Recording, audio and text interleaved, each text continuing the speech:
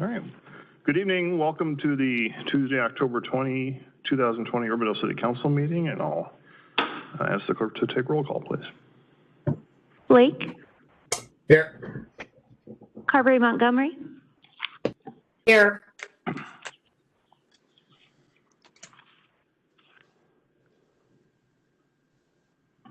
I think I saw you, Bridget, but I didn't hear you. Carberry Montgomery? Here. Perfect. Obrecht? Here. Hoagie? Here. Russell? Here. Thank you. All right. Please stand as you're able for the Pledge of Allegiance. I pledge allegiance to the flag of the United States of America, and to the republic for which it stands, one nation, under God, indivisible, with liberty and justice for all. Urbandale is a national leader in character counts, endeavoring at all times to promote and model the principles of trustworthiness, respect, responsibility, fairness, caring, and citizenship. In conducting tonight's meeting, we expect that all participants will act in a respectful manner consistent with these principles. Item 2 is to approve the agenda. I'll ask for a motion in a second. The motion by Pogie. Second by Carberry Montgomery. Discussion, please vote.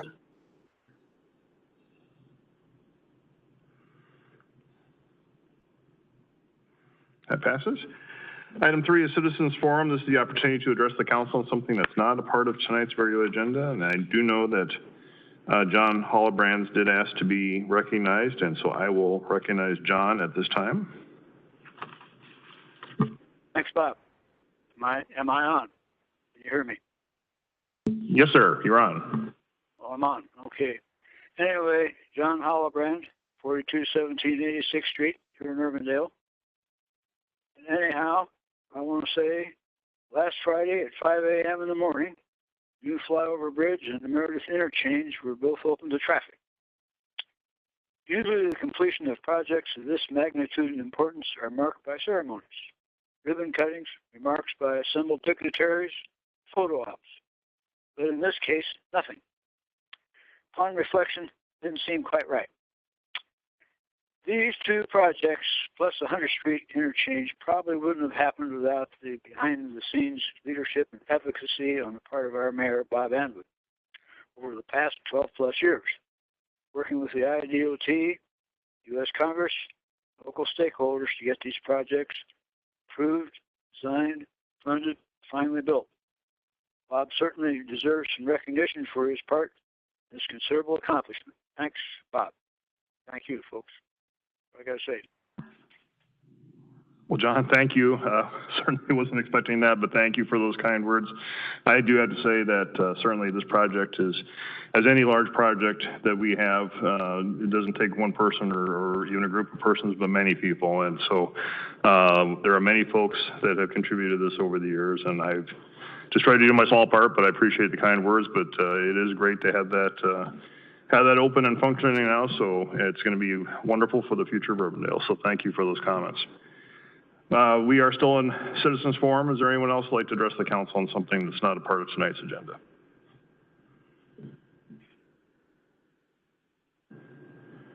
Okay, hearing none, we will move on.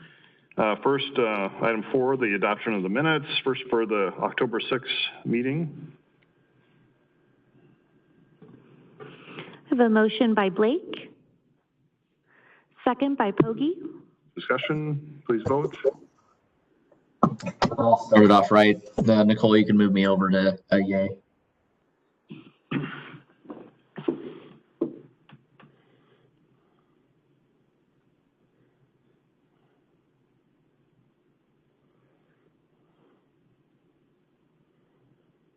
That passes.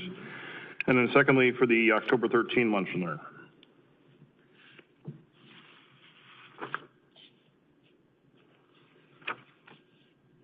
A motion by Pogie. Second by Blake. Discussion, please vote.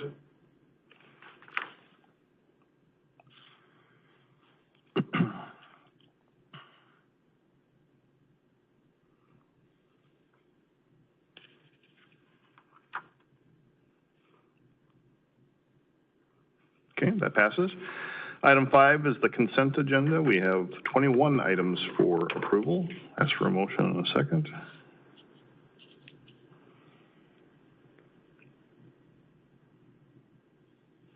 A motion by Pogge,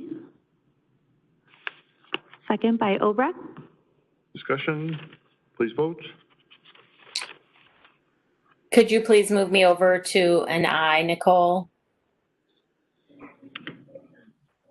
Perfect, thank you.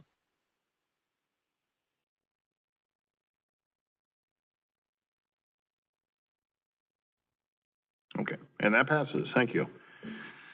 All right, moving on to public hearings. We have one public hearing, item 6.1, the sanitary and storm sewer easements vacation for Merle Hay Aurora Place at 6313 Douglas Avenue. The public notice for this was published in the October 9, 2020 Des Moines Register, and I ask the objections to that notice as published. There were none. I'll ask for a motion and a second to open the public hearing. The motion by Pogge, second by Obrecht. Discussion, please vote.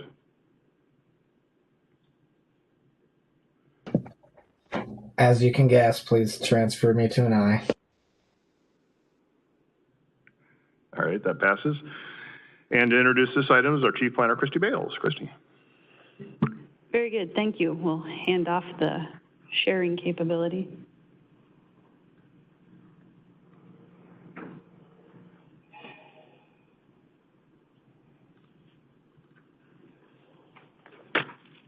The public hearing tonight is for the vacation of 3 easements for sanitary and storm easements in association with the Lillis Lofts multifamily construction project. The parcel involved here is shown in red. That's the whole parcel. However, down in the southwest corner of that project along Douglas, in the western edge of the property, are the 3 easements outlined here in purple.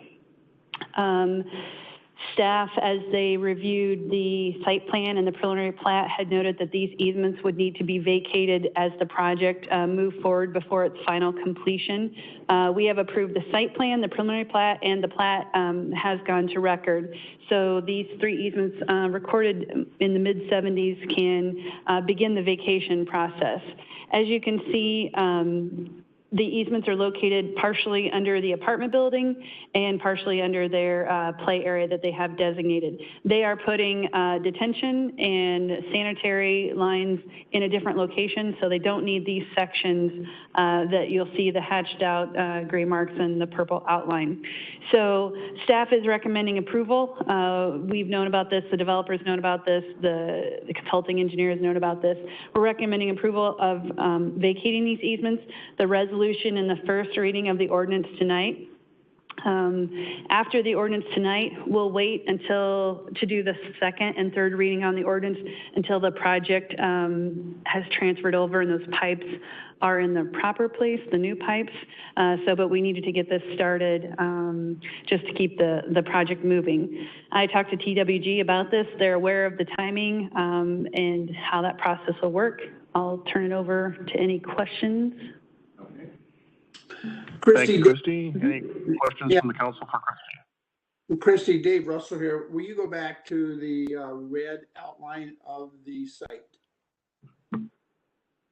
Is that a fairly accurate, because I thought the road was going to be moved a little further to the north and a little bit to the east. And I'm also not, what is that panhandle that looks like it comes through in front of the building?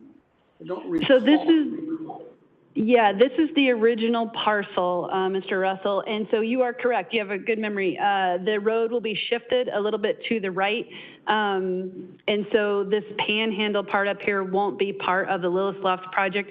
But in terms of county layers, this was the county is catching up with that final plat being recorded. So this was more of an orientation of the location, and it won't have anything to do with that panhandle up at the north. Okay, all right. I was gonna say, this looks a little different than I remember.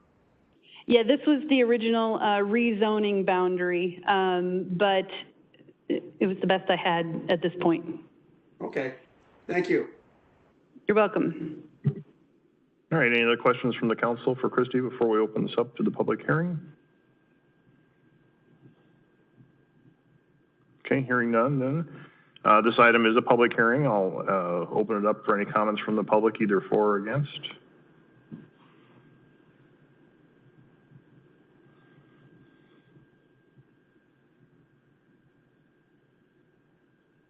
Okay, hearing none, then I'll ask for a motion and a second to close the public hearing.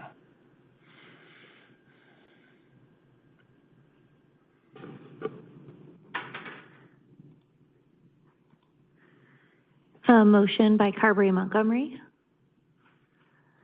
and second by Blake. Discussion, please vote.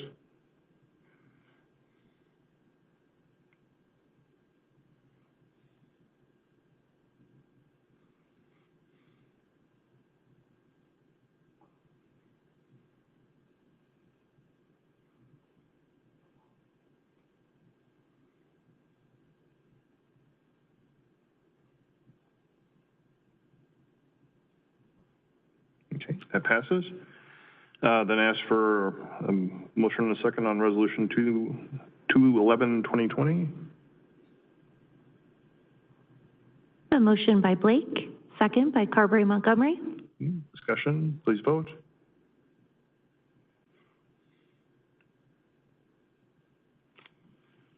That passes. And ask for a motion and a second on the first reading of ordinance 2020-18. A motion by Carberry Montgomery, second by Pogge. Discussion, please vote.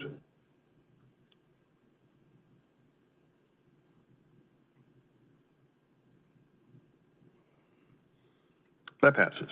Thank you. Moving on, item 7 is to establish public hearings. Item 7.1 is to establish a public hearing for ordinance 2020-17, amending chapter 110 on liquor licenses and wine and beer permits. And AJ would answer any questions if there are.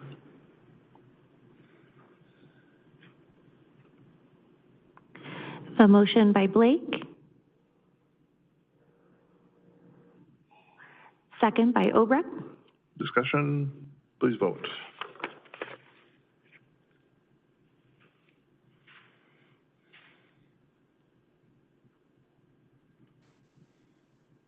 And that passes. Thank you. Item 7.2 is to establish a public hearing for ordinance 2020-19, amending chapter 33 on regarding the police department. And AJ will answer any questions. AJ, do you want anything more at this point tonight? Thank you, Mr. Mayor, members of council. This is a byproduct of the council's work session held in August when you had that very in-depth discussion on race and diversity in the community. This focuses on some components of the police operational under the CALIA certification that we have. And so we looked at, and the police chief had previously identified areas that could be codified, that even though they are done now and have been in place and under practice since 2013, we felt that it was important to send that message to the community to reaffirm the professional level of the police department here in Urbandale, and that the practices that they are engaged in are have long been at the highest and most professional level. The later date, the date in November, follows our anticipated reaccreditation notification that should come down in the early part of November. I think it's November 13th or 14th. Looking at my calendar over my head, but that will be our anticipated reaccreditation. And there is also, we're working our way through a number of new updates that come with that process. So I'd be happy to answer any questions. I know Chief Johansson's available as well. AJ, Dave Russell here, AJ. Yes, sir. It's my recollection from our discussion that what we were talking about at last council meeting was that we would like to make sure that the Urbandale Police Department continued to be CALIA certified. And the discussion that I recall encompassed that this, by doing it that way, that would be more of an overarching embracing of all of the CALIA policies and not necessarily piecemeal them out like like we're doing here. And if we're going to have a reaccreditation in November, and there will be some additional standards perhaps or modifications, might I suggest that we table this item for now until next month after we've received the reaccreditation, and then adopt it wholesale with a resolution or ordinance that the Urbandale Police Department will remain as a CALEA certified police agency. And put this on the back burner, so to speak, for now. And I believe that's in line with the discussion that we had. I think, Ron, you were the one who proposed that course of action at the last council meeting. I did propose, I don't remember if it's the last council meeting, but I think that's a more sweeping approach than having piecemeal by individual sections. And then the question, what else is in there? Should we adopt it stuff? I just think that we require it. I'm not sure, my only disagreement with you, Dave, would be I'm not sure that we need to wait until we get recertified. I think we just state that we want our police force certified by CLIA or a similar type of organization, and to do everything necessary to make sure that they are. Mm-hmm. Okay. I mean, but because I think by doing it that way, it adopts all of the CALEA requirements, and we're not piecemealing it out a policy at a time here. This is Bridget. I disagree with both Ron and Dave on this. I feel like these particular items that Chief Johansson has pulled out are important enough to merit their own specific space in the code. I think no one except the council and the police department honestly have any idea what the city saying we will always be certified by CALEA or an similar body means. I'm all for putting that in the code as well if we want to, but I think we need to show that we specifically are doing the things that we pulled out, that Chief Johansson pulled out of the code. We need to show our community what we value and what we stand for as a community and as a police department. So I think it's really important that we do the specific amendments that Chief Johansson has outlined and will be bringing towards us. I just don't think that CALEA, I mean, it's important to us, it's important to the police department, and it means a lot to those in the know, but to our community, it doesn't really mean anything. Well, again, I think when we start piecemealing policies and codifying them, you know, it isn't as if our code isn't thick enough that now we're going to add additional. Why can't we do it with one fell swoop ordinance adopting CALEA? Here's what I would suggest for tonight. We're getting into a policy discussion on the substance of this, and we're just at this point just trying to set a public hearing. I think this discussion certainly deserves merit, but is probably better reserved for the time of the actual public hearing to discuss that rather than tonight. So I appreciate everybody's comments, but I think I think this is something we probably should better have at the time of the actual public hearing, and then we can certainly have that debate, have that discussion, and have any motion and a vote on that at the time. We certainly would have 3 readings of whatever would be coming out in any event. So that's just my thought, and so I'm not trying to cut off the discussion, but I think it's probably better reserved for the time of the actual public hearing. Well, Mr. Mayor, what you're proposing to put then on the agenda for a public hearing would be the wording of the resolution itself. And if you pull up the wording of the resolution, it references only those piecemeal CALEA policies. Now, if you want to change the resolution wording so that the public hearing will encompass CALEA and not just these specific policies, yeah, I'm good with that. But if that's what you want to do, we can't do it in the resolution in the form in which it's currently drafted. Well, we can, the public hearing can take any form, and that can, the actual ordinance can change, as we've done with other ordinance votes over the course of 3 readings, or even at the course of the first reading, you can amend it as long as it's germane to the actual subject matter, I think. So, I mean, here's where we are. We have a choice.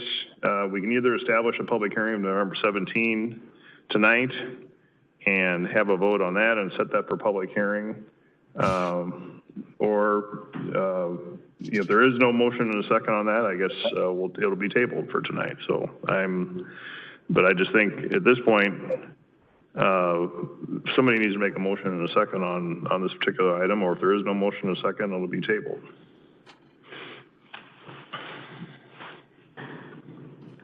I do have a motion by Blake, second by Carberry Montgomery to approve Resolution 213, 2020.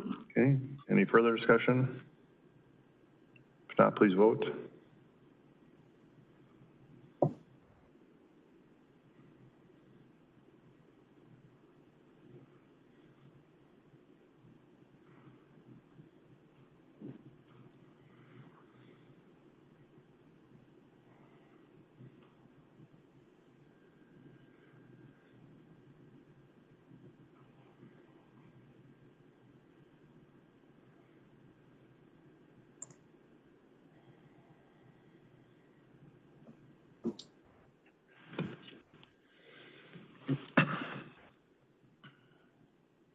Councilmember Pogge, your vote has not come through yet.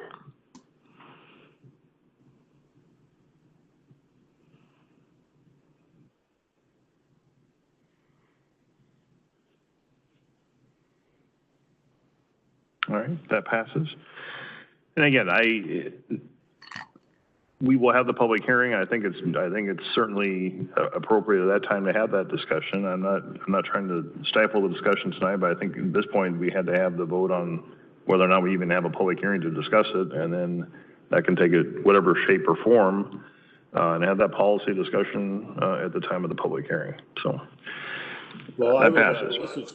This is Ron. I would encourage staff to get whatever language they have out early, because I can tell you a lot is going to depend on what the language of that proposed ordinance is as to whether or not it's going to pass. And, I think we ought to do it in one big sweeping motion, but I'm willing to consider individual things, but it really depends upon what the language is and how it's written. So I would encourage the chief or whoever's going to do that, maybe council, I don't know, to get that language out to all of us before we get the agenda a couple of days before the hearing. Yeah, that's a good point, Ron. And again, to your point and to Dave's point, why don't we have some alternative language at least out in front of everyone, rather than trying to craft something at the table? So, we've heard the expression of the interest of that. And so AJ and Chief can work on some alternative language that could be discussed and entertained at that time. Is that fair? Yeah, I think it's fair. I think it's a big issue, and I think everybody's in favor of the substance behind it. It's a question of how it's going to be done. Right.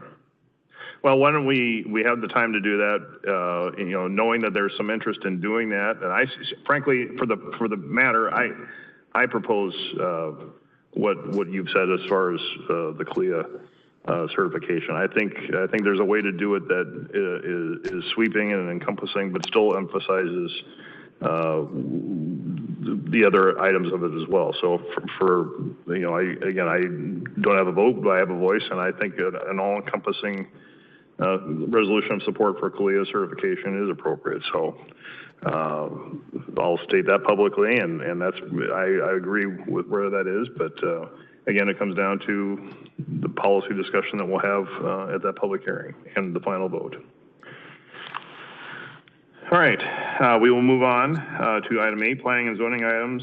Item 8.1 is the Hy-Vee Isles Online Building Revised Site Plan at 8701 Douglas Avenue. Christie? Very good, thank you. Very good, thank you.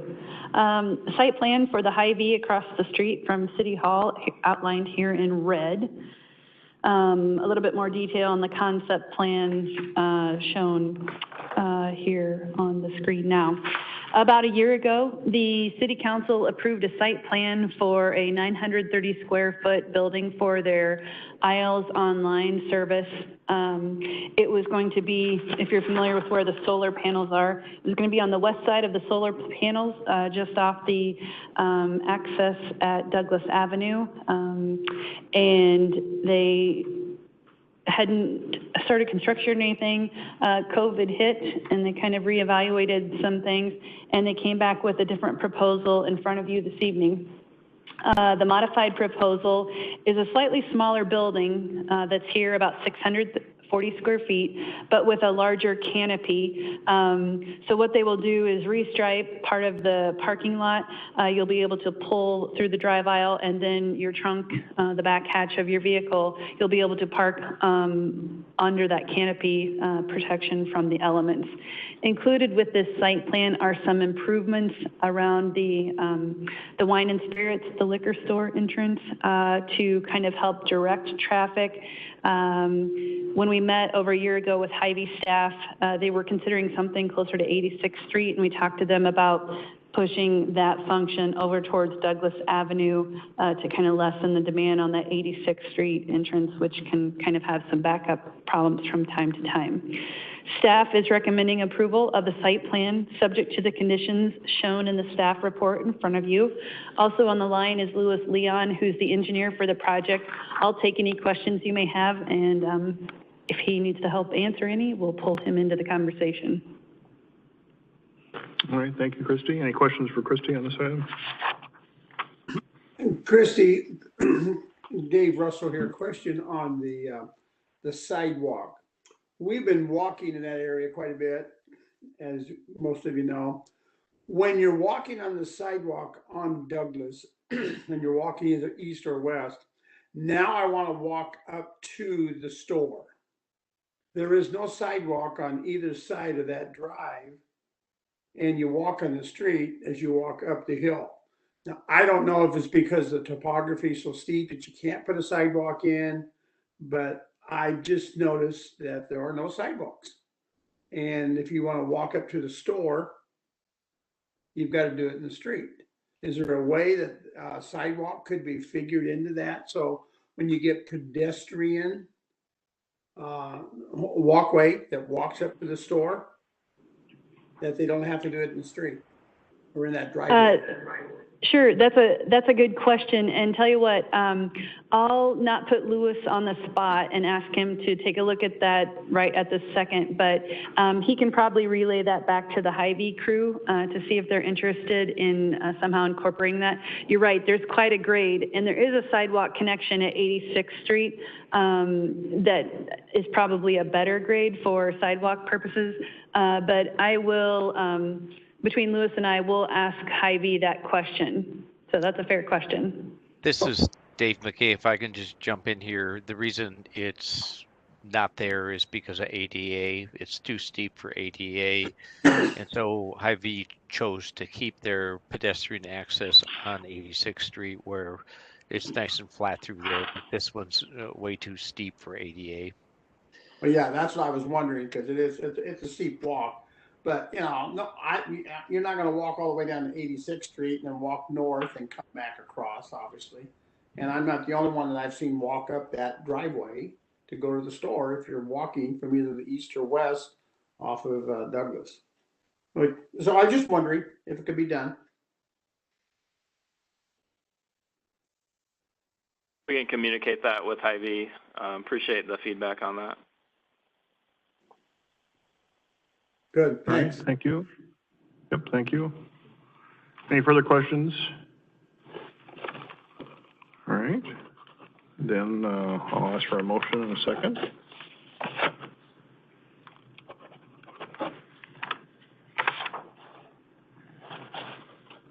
I have a motion by Russell, second by Pogge. Discussion, please vote.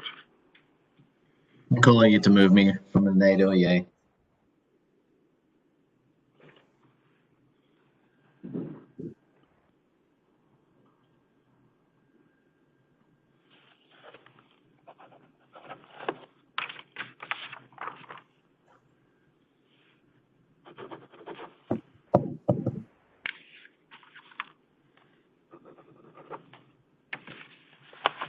That passes. Moving on then, item 9, the regular agenda items versus item 9.1 is the employee insurance benefits renewal for 2021. And to introduce this is our HR director, Erin Freeman. Erin, welcome officially as our HR director. Good evening. Thank you. Well, Nikki, AJ, and myself recently met virtually with the broker to discuss the 2021 benefits renewal.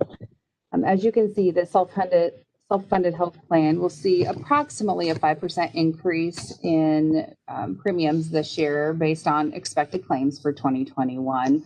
That is less than Walmart's overall book of business trend, which is closer to 9%. And there were no recommended plan design changes for this upcoming plan year. It is worth noting too, we're in the final year of contracts for police, fire, and labor. So those will be renegotiated this year, but those contracts are currently in place that prevent us from making certain plan design and premium changes also. The employee premiums have been included in the council letter for your reference if you're interested in looking at those. One thing worth noting is that previously the city has offered benefits to part-time employees that worked between 20 to 29 hours per week.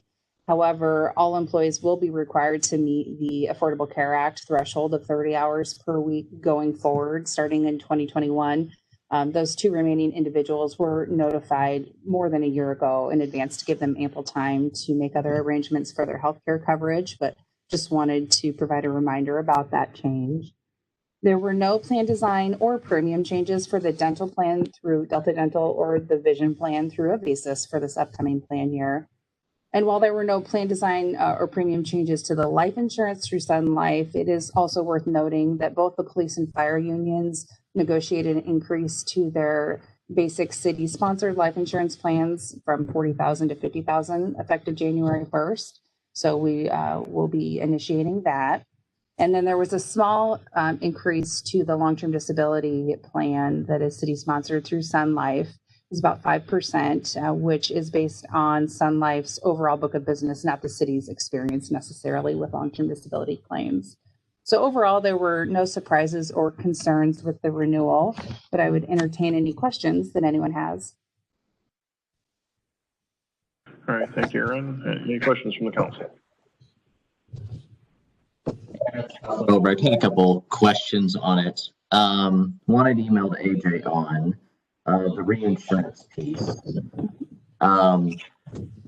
In other self-insured pools that I was familiar with, there's always kind of an overall cap. I know there's a 50,000 per person cap, but there's not a death by 1,000 cuts cap in essence. You know, if we had a lot of $40,000 people claims, we could still have a really high loss year. I think you said, is it broker or consultant that we use? Did they come back with any like top line caps that maybe we could look at too in the future? We do have an aggregate stop loss at 125% of expected claims. So we do have a maximum liability that's just a shade over 3.8 million because our expected claims are roughly about 3 million. So we do have that control mechanism in place. Must have misunderstood AJ's emails earlier. Sorry about that. And then second is the long-term disability piece. Are employees allowed to have that premium taxed if they want, so that if they ever went on long-term disability, the benefit wouldn't be? That actually is applied to their taxation on the payroll side of things. Okay. Awesome. Yep. And then the last is something that came up in a CES and today. So we're under Affordable Care Act, but we're not, are we in an ERISA plan as self-insured, or are we an Affordable Care Act plan? Our plan is not subject to many provisions of ERISA in terms of a lot of the annual reporting and things like that that is required. And we are required to comply with most provisions of the Affordable Care Act, and we are not a grandfathered plan. Okay. So some really fun questions for you as you come on board. Thank you for that. You're welcome. All right, thanks, Adam. Any further questions? All right, hearing none, I'd ask for a motion and a second on this item. A motion by Obra.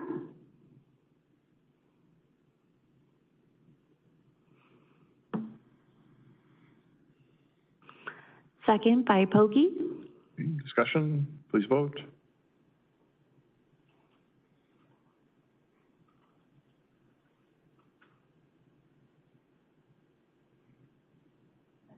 That passes.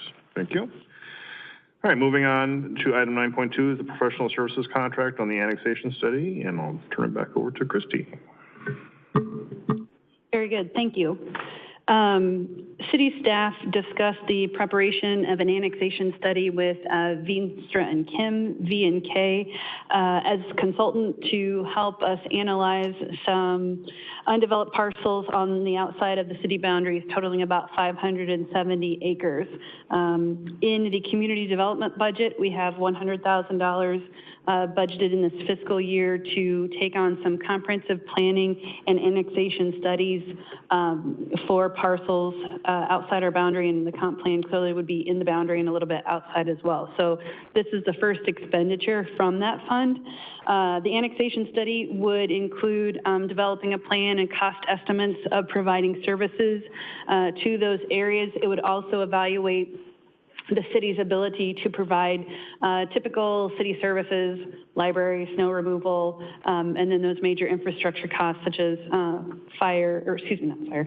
such as sewer and water, stormwater, that sort of thing. Staff is recommending approval of entering into this contract with V&K. The total amount would be $12,832. We'd have a preliminary study within about 45 days after V&K receiving our signed agreement, and then they'd make any changes before the final study was finished. I'll take any questions you may have. All right, thank you, Christy. Any questions from the council for Christy? Yeah, Christy, as I understand, this is entirely separate from the update of the comprehensive plan, other than providing a foundation a little bit. You are correct. This is entirely different than what we would do in a comprehensive plan update. Can you tell us where we are as far as the comprehensive plan update? We look at this as sort of the first step in going down that process.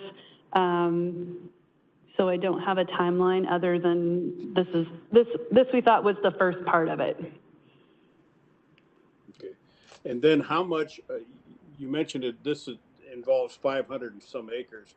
How does that compare with the size of the annexation area we just negotiated with Grimes?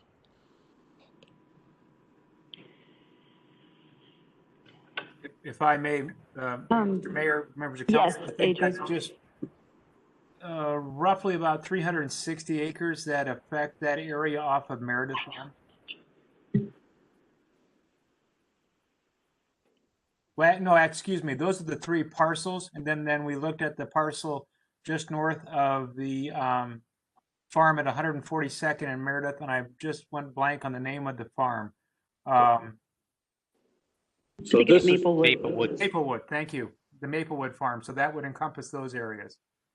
So we're just looking now at the land that basically we already surround in order to determine what it's going to cost for us to provide services to those areas.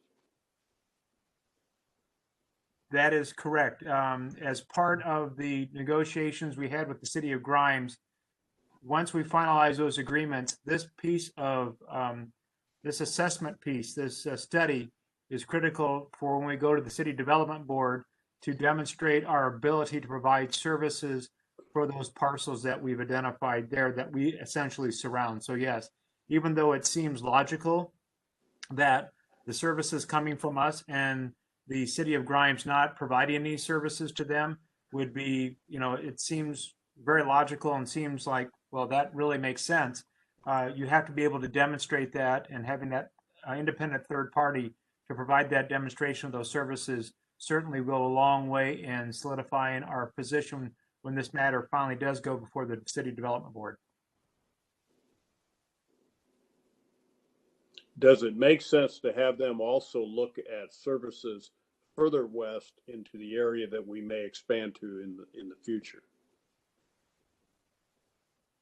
Or are we getting too far ahead? I think you're right. It does make sense that at some point, some type of study or assessment would be beneficial. This makes sense from the perspective of that we believe that when the city of Urbandale is in full control of the destiny of these properties, as we finalize those agreements with the city of Grimes, that it is potential that there could be some dispute or challenge at the City Development Board. So this is much more, it's more important to our efforts for these properties as we look westward and as we prepare that, as we move forward into the latter part of 20 and 20 into 21, then we'll have to assess the value of an independent study as well. I think it's kind of, this is Dave McKay. It's kind of a part A, which we're addressing here tonight. Part B is out west, about Veenstra and Kim is the district engineer for the USSD. So he's been working with the sewers. When it comes to annexation, probably the biggest part of that is the sewers. And Bob basically has all that work done out west. And so then it would be just a matter of continuing the study to cover the other services out there. But yeah, I think it's just like a part A. This is what we're talking about tonight. Part B would be that western segment when we figure out exactly what we want to go after. Okay, thank you.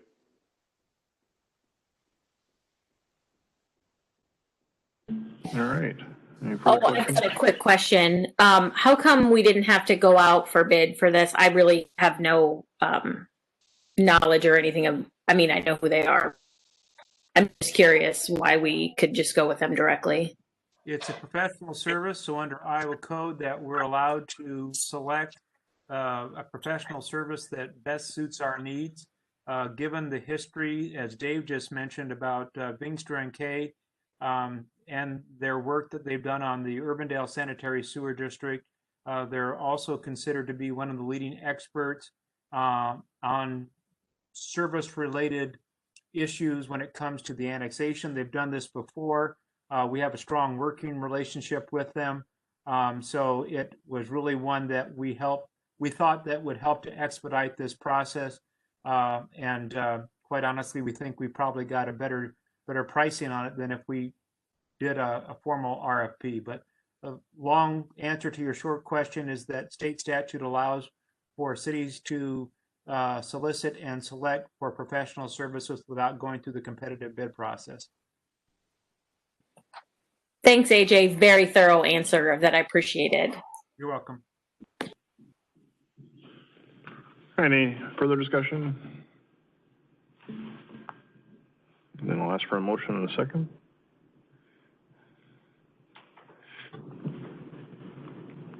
The motion by Obrecht. Second by Pogge. Discussion, please vote. Nicole, this is Bridget. Could you please move my nay to a yay or I guess? Updated. That passes. Thanks. Item 9.3 is to consider the engineering services agreement for the Beaver Creek Bank stabilization, and Dave McKay will introduce this, our city engineer. Dave? Nicole, if you could share.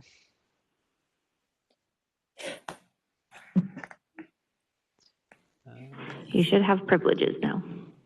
Okay, is it coming up?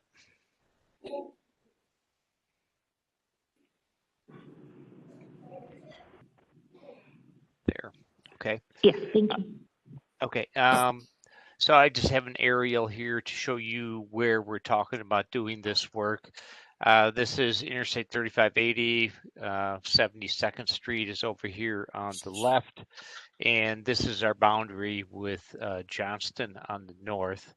And this is Beaver Creek running through. The area where we're having problems is right here in the 2 red boxes. If you can see, we have outside bows that are coming down. This is our bike trail that runs right through here, over, crosses Beaver Creek into Johnston or into Urbandale and then into Johnston.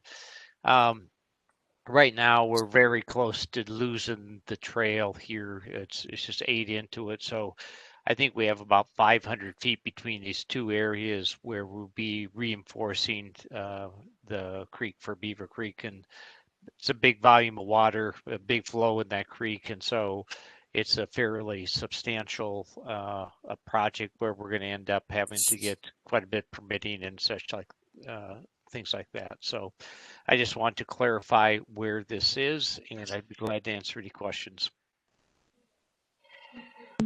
All right, thank you, Dave. Any questions for Dave? Dave Russell here. I have to imagine probably one of the most difficult jobs that you have is trying to prioritize stream bank stabilization throughout the city. There's probably so many projects. Is this one getting the attention because of the need or because it is threatening infrastructure?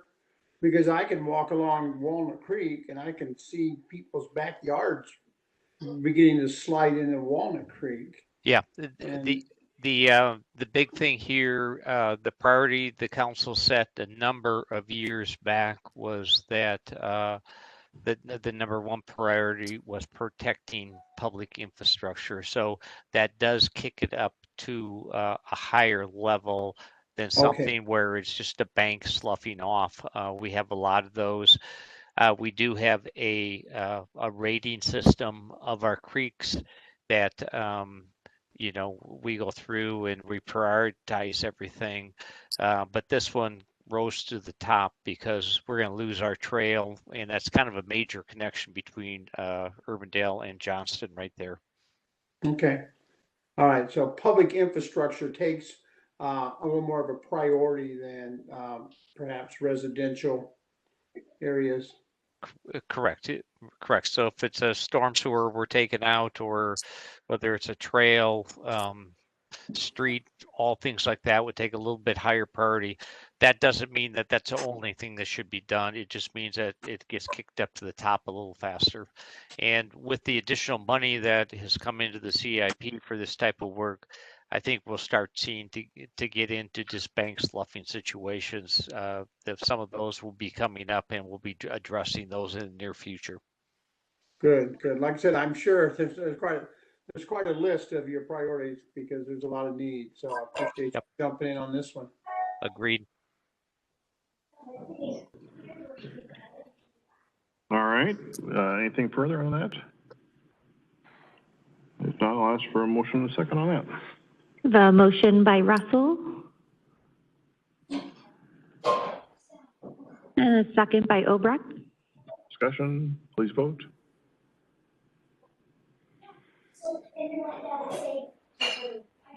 That passes. Item 9.4 is to consider the severance petition for the real estate from the city of Urbandale. And Aaron would answer any questions if there are any. Aaron DeYoung, not Aaron Freeman. I would better clarify that.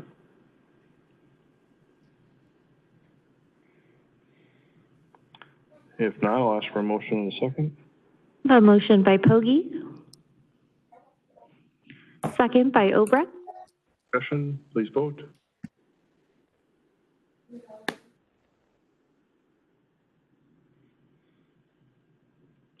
That passes. Bridget, do you mean to be an aye? I think she's mouthing it, but she's muted. I'm muted, so yes, please move me. All right. Didn't think that was that controversial, but there we go. We got it changed. All right, item 9.5 is to consider the loan guarantee modification for the Urbandale Little League. AJ? Mr. Mayor, members of council, thank you. In 2016, the city provided a loan guarantee to the Urbandale Little League in the amount of $90,000 for improvements on the Northview baseball complex. The loan was a 5-year term with a 4% interest, and the loan was provided through Central Bank. Earlier, the current president of the Urbandale Little League reached out to the city and indicate they were working with Central Bank to extend the maturity loan by 6 months. This was a part of a project so that they would not default on the loan. They currently have enough funding to pay their outstanding balance, but that essentially would take them to zero. This will take them into the first 6 months, where in the Little League world, the first several months is their registration dollars are coming in, and they'll be able to satisfy this loan. But however, by the terms and conditions of the original loan, it was for that 5-year period. We're being asked to concur with the 6-month extension. We've spoken internally, the finance director and I. She more particularly has an insight on this and has no concerns about this. We have a long-standing relationship with Urbandale Little League. They have notified us timely. We agree that it's appropriate to make this extension at this point in time. All right, thank you, AJ. Any questions for AJ? Yeah, this is Councilman Blake. This is more just a general, and I'm sorry, I've been busy today with Army training. I wasn't able to. I just have do we have a lot of these loan guarantees out there? Was this an exceptional case, or is this something that we've done frequently in the past? We've done them frequently in the past, but as far as numerically, currently, I believe we have, we just got paid off early, I believe, for the Jayhawk soccer loan. We have 1 or 2 of these outstanding. They're they've happened before in the past, typically with the organizations such as the civic organizations that provide sporting opportunities, Urbandale Little League, the Urbandale's Softball Association, which now is defunct, which is a bit of a sensitive question because they defaulted on a loan and essentially the city was left with a $121,000 payment to cover that outstanding loan. We did acquire the storage structure adjacent to the pickleball courts and the equipment inside the building, so it wasn't as a total loss, but we have very few of these loans, and that was the only one that was defaulted on. The Girls Softball Association, Urbandale Soccer Club previously had one out there. They're very few and far between, and we've only had 1 default. Okay, thank you.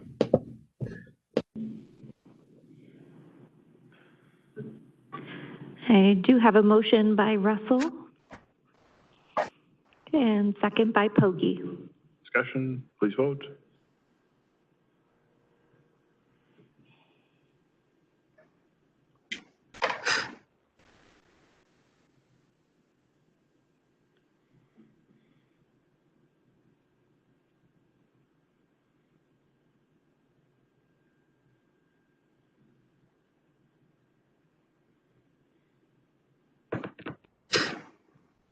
Councilmember Carberry Montgomery, your vote didn't quite make it through yet.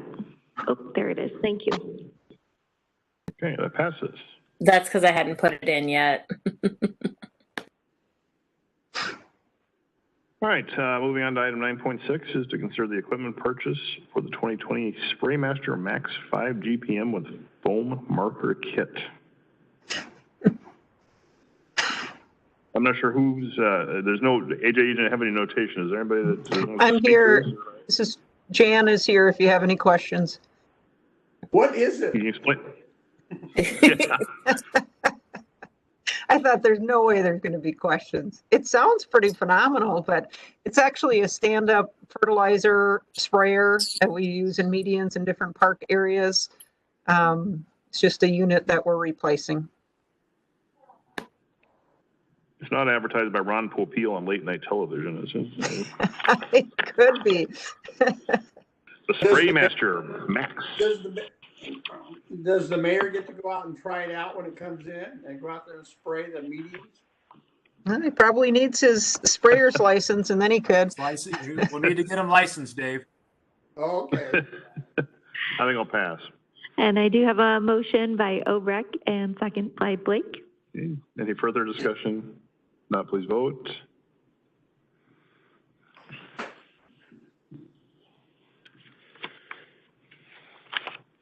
And that passes. And that takes us to the end of our regular agenda. Item 10, Mayor and Council items. First, Dave, I'll start with you tonight. Well, it was good to see, and I took some pictures and sent them around, the groundbreaking of the Merle Hay Lillis loft. So kudos. Great to see some progress out there. Yep, thanks. And we will hopefully have an official one on November 11th. So we're still trying to iron that out, but we will certainly contact everybody once we have that firmed up. Anything further? Nope. Okay. Matt. So I know we brought it up at the beginning, but just as I counted 4 times that we had nays, is there any way we can move the button? I know it just seems a little problematic, and I know from our end it's kind of a pain. Next, I would like to say I agree with Holbrand's, the flyover, fantastic. It's open. Lofts, really excited for it on November. I hope everybody that has signed up and done the 21-day equity challenge as well, that has been, when I've had the ability to open my email, it has been really great and some very good content that they're putting out. And then also I want to say thanks specifically to AJ, because I think we're doing a good trial run for if I'm deployed, where I might just send you a random email saying, please, could you deal with this? So thank you very much. And I appreciate you understanding some of the emails that you will be getting, so that it's a good trial run during annual training to get that done. So thank you to everybody. All right. Thanks, Matt. Ron. The only thing I have is today in lousy weather, I attended the groundbreaking of the new MRF, which Metro Waste is building up in Grimes on their site up there. There are some people who are persistent in putting out wrong information about it. So if anybody has any questions and wants to talk about it, you can let me know. Basically, this is going to be a $24 million process. Everybody should know the building is about $2 million, and the rest of it is equipment. So I think it'll be a great boon to the area to get things properly recycled and disposed of. So anyway, that's all I have. All right. Thanks, Ron.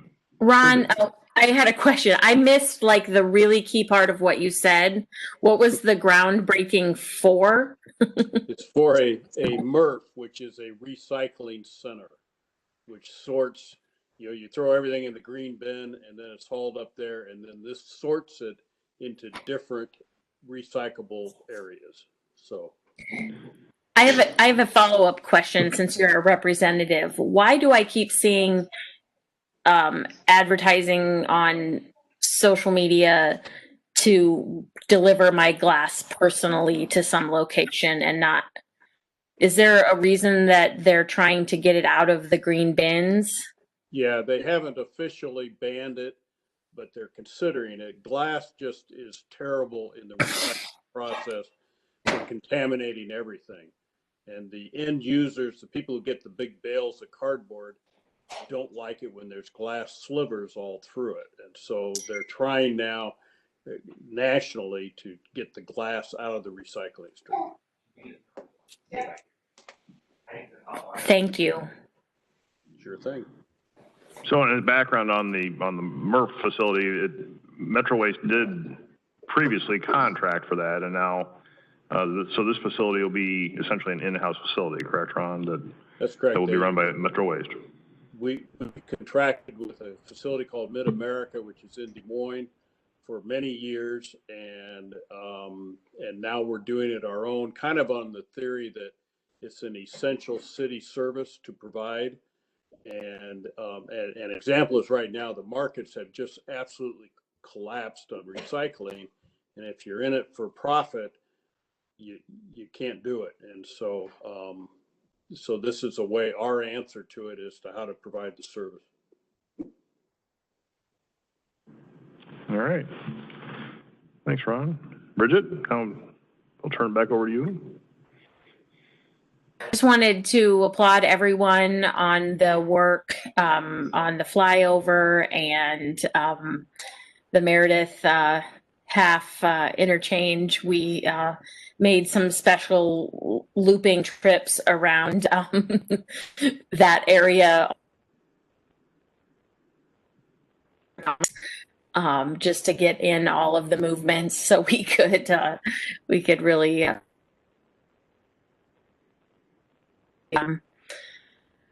great investment for our community in the long term. So I'm excited to see how it works. I don't know, when can we expect any traffic counts or anecdotal information on how it's I know it's probably too soon, but does anybody have any idea, Dave or anyone? Yeah, I think the big thing right now is, the 141 flyover opened, but the 141 westbound off ramp and the 141 eastbound on ramp are gone at this point in time, and it's probably going to be another 4 weeks until they open those. And then I think traffic's going to normalize. We're getting really bombarded with calls over on 100th Street because that's the detour, assigned detour, and the detour is down to 100th, and then to Plum over to Northwestern Medill Drive. Unfortunately, a lot of truck traffic just continues. If they're going south, they continue right down 104 Sutton, 100, and we're getting a lot of complaints down there. So I'll be very happy when those two ramps open and things start to normalize. I think to answer your question, we're going to be taking a lot of look at stuff probably mid next summer is when everything's totally normalized. We're out of the winter, and I think we'll have a lot of information at that time, but it's not going to be anytime real quick. All right. Thank you. Thank you. All right. Thanks, Bridget. Adam. Just CIP schedule is out, and looks like we're going to have a lot of fun with more meetings and the committee there. So looking forward to that process with Bridget. All right. Yes. Thank you, you two. And again, we have a good committee. We've got some of the mix of some folks that have been there before and some mix of some new folks. So thank you for you two to chair that and lead that from the council standpoint. I'll just echo some comments on the flyover and the urban loop. Again, I appreciate John's comments. The only thing I would say is, from a timing standpoint, I think I've been working on it a little bit longer than even what he said, but I can remember my first weeks literally as mayor in 2005 having some meetings on that, and there were even some discussions before that, going in the early 2000s when I was still just a council member. So one thing I do know for sure is that projects of this magnitude, two things. One, that they take a very long time to come from plans to reality, and secondly, it takes a lot of people. Again, I can't emphasize that enough. So I can think of so many people have had their marks on this, and one thing I can say also is thank you to Dave, because this is going to be a lasting legacy for Dave, because he's literally been working on this the entire time during his tenure at the city of Urbandale. So Dave, I want to give a special thanks to you for your tenacity in seeing this project through as well. So with that, I have nothing further. I'll ask for a motion and a second for an adjournment. This is Ron, so moved. Bridget. All right, all in favor? Aye. Aye. Any opposed? All right, thank you very much. We are adjourned. Have a good evening. Thank you.